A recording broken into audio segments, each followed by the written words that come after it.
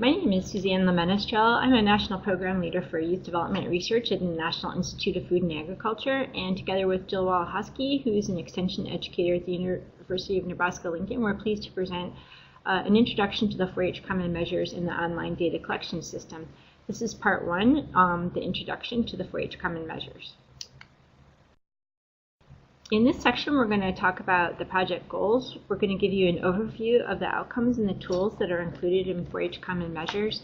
We're going to describe the development process and some of the benefits for Y Common Measures.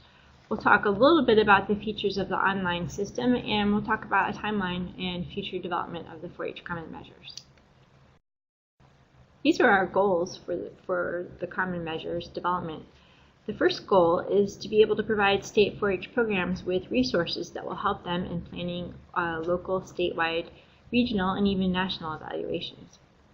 Secondly, we have a common core of child and youth outcomes and indicators that are included as part of the National Institute of Food and Agriculture's Plan of Work system. And this is an annual report that land grants are required to submit to NIFA, USDA, and they are reviewed by national program leaders, and we are pleased that these child and youth outcome indicators are part of that system. And then thirdly, the common measures can be used to create standard survey tools for National 4-H Council grantees. We currently have 8 surveys that are designed to assess the outcomes found in the National 4-H Logic Model. And all of these surveys, as well as the National Logic Model, can be found online at www.4-h.org/common-measures. And these are all Word versions that you can feel free to download at any time. We have 2 tools for each of 2 grade levels, 4th through 7th grade and 8th through 12th grade, in the areas of citizenship, healthy living, and science. And then we have a module called Universal Measures, which includes youth development outcomes, 21st century skills, life skills, and those kinds of outcomes. The link that you see at the bottom of the screen is how you will get directly into the online system. The common measures are designed for use by 4-H programs, and there are several ways in which we see that you can use the common measures. The first is really for a unique program evaluation. So let's say you have a 4-H Healthy Living program and you would like to do just a unique program evaluation. You can use the common measures as a post-test only tool at this time. You may also be interested in using the common measures as to do something like a state of 4-H youth in your state. So this might be an annual cross-sectional sample of youth that you might survey, for example, during your state or county fairs. The third way that we see the tools can be used is as a needs assessment tool. You might have a grant where you're asked to identify high need youth in particular counties, or you might have a limited amount of resources that you need to allocate across different counties in your state. So the common measures can be used to identify those areas where you have the greatest need. Finally, we have included items in the common measures that will allow you to benchmark your data against national samples. So for example, we have items from the Youth Risk Behavior Surveillance System that the Centers for Disease Control conducts annually, and we have items for the 8th grade Healthy Living surveys in the areas of injury prevention and physical activity that you can benchmark against a very large national sample. Similarly, we have items from the National Assessment of Educational Progress, or NAEP, in the science modules that you can use to benchmark against a very large national sample. At this time, the Common Measures tools are both available as paper and pencil tools. You can either download those from 4-h.org/common-measures. You can also create the surveys in the online system and download them as paper and pencil surveys. And you can also administer the surveys as web-based surveys. And the 4-H Common Measures surveys are totally voluntary unless they're designated by a grant through National 4-H Council.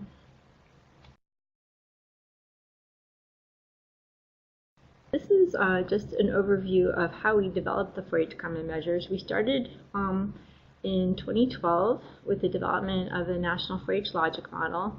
The National 4-H Logic Model was informed by logic models that were developed by the National Mission Mandate teams in Healthy Living, Science, and Citizenship. We worked with a team both at 4-H National Headquarters at NIFA USDA as well as National 4-H Council, and we also had representatives from each of the 3 National Mission Mandate teams as well as state 4-H program leaders involved in the review of the National 4-H Logic Model. The National 4-H Logic Model was also vetted by the Partnership Working Group, which is composed of both state 4-H leaders and extension directors. Last spring, 2012, we met with the team and came up with outcomes, indicators, and actually specific items for all of the outcome areas for both the 4th through 7th grade and 8th through 12th grade surveys. During the summer of 2012, surveys were pilot tested with over 500 4-H youth in the states that you see up on your screen. We also were able to get facilitator input, and we reviewed those and looked at comprehension and any challenges in terms of wording or comprehension that the youth might have had, and we made adjustments based on that feedback. In fall of 2012, we released the print versions, and then in spring of 2013, the online data collection system was launched through National 4-H Council. In 2012, Pam Payne and Dan McDonald published a paper in the Journal of Extension which describes some of the benefits for using common measures. Here are some of the benefits listed above, and we think particularly that common measures can help improve the quality of program evaluations, and this is really the first time that we're going to be able to describe 4-H at a national level both consistently and simply around the country. We also believe that this will help you in writing impact statements for your local, state, or federal reports, and we paid special attention to making sure that the common measures were very easy to use, that were simple, accessible, and they didn't take up a lot of program time to administer. These are the outcome areas that are covered in the universal outcomes: making positive choices, communicating, building connections, applying content, and contributing to the health, growth, and well-being of self, family, community, nation, and the world. These are taken directly from the National 4-H Logic Model that, again, is available on 4h.org/common measures. These are also covered for, again, 4th through 7th grade and 8th through 12th grade. For the 4-H science outcomes, we cover the following constructs that you see up on your screen: interest and engagement and positive attitudes, developing science skills, and applying learning. These are directly related to the National 4-H Science Logic Model. For those of you who've used the Youth Engagement Attitudes and Knowledge Survey, many of these items were pulled from that survey, so these should look very familiar to you. For citizenship, the citizenship outcomes cover these 4 areas: awareness of community, appreciation of cultural diversity, engagement in community, and understanding of the democratic process. Again, directly related to the National 4-H Logic Model and the Citizenship Logic Models. And then in healthy living, these are the areas that we cover. The last 2, assessing and regulating emotions and behaviors and establishing and maintaining healthy relationships, are covered in the universal outcomes rather than specifically in the healthy living outcomes. And again, many of the items that we have for the 8th grade module are pulled from the Youth Risk Behavior Surveillance System survey, which would allow those of you to benchmark your data for your 4-H youth against a very large national sample.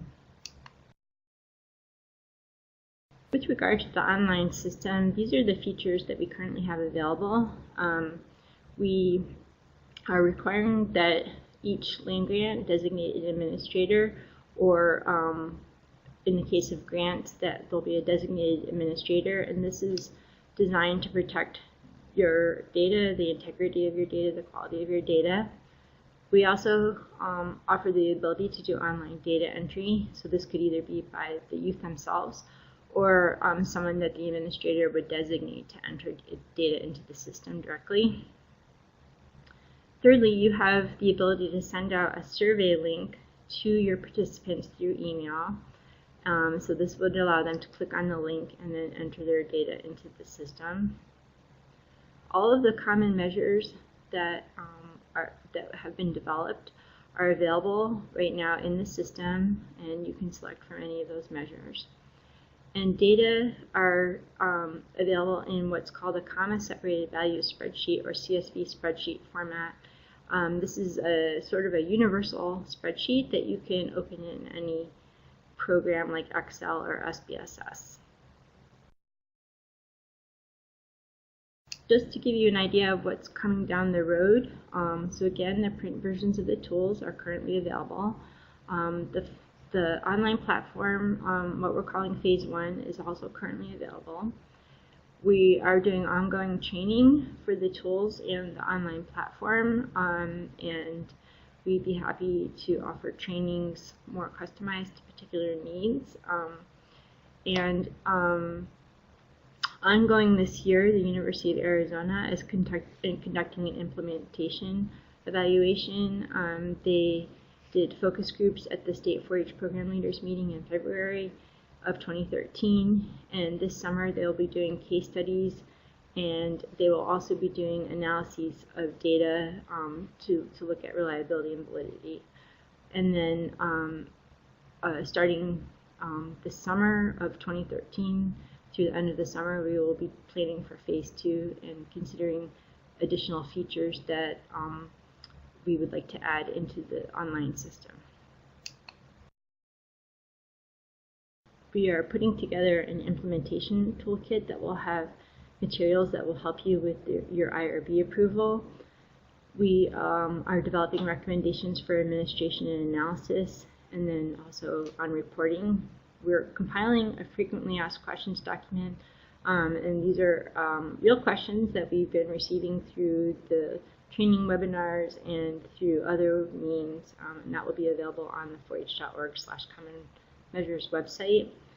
And we'll be conducting additional training webinars and new features through Phase 2 of the development of the online system. If you have questions about any of the content covered during this training, you can send an email to commonmeasures@4-h.org. This is checked frequently, and we will send your question to the appropriate contact person.